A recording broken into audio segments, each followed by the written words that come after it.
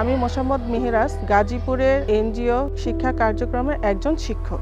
একদিন এক সপ্তম শ্রেণীর ছাত্রী এসে আমাকে জানায় তার পরিবার তার ইচ্ছার বিরুদ্ধে তার বিয়ে ঠিক করেছে।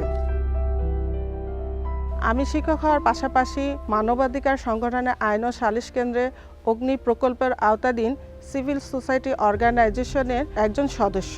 নারীর সকল ধরনের সহিংসতা প্রতিরোধে কাজ করছি। আমি মেয়েটির সাথে একান্ত কথা বলি এবং জানতে পারি মেয়েটির মা বাবা মেয়েটির চেয়ে দ্বিগুণ বয়সের এক পুরুষের সাথে বিয়ে ঠিক করে, কিন্তু মেয়েটি বিয়ে করতে রাজি নয়।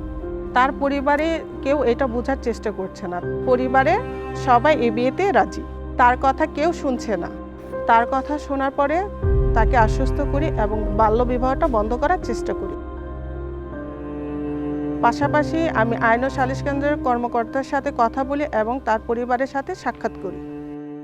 মেয়েটির পরিবারের সাথে বাল্যবিবাহের কুফল ও দেশের প্রচলিত আইন সম্পর্কে আলোচনা করি। আমাদের উপস্থিতিতে ছাত্রীর বাবা মা অঙ্গীকার করেন ছাত্রীকে বাল্যবিবাহ না দেওয়ার জন্য।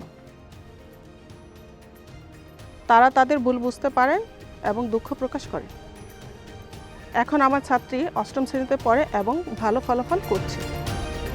এভাবেই নারীর প্রতি এমন বিভিন্ন রকম সহিংসতা বন্ধের লক্ষ্যে ইউরোপীয় ইউনিয়নের অর্থায়নে ও ব্র্যাকের সহযোগিতায় অগ্নি প্রকল্পের মাধ্যমে কাজ করে যাচ্ছে আইন ও সালিশ কেন্দ্র। বন্ধ হতে সাহায্য করছে পারিবারিক নির্যাতন, যৌতুকের কারণে নির্যাতন, যৌন হয়রানি সহ বাল্য বিয়ের মতো ঘটনা।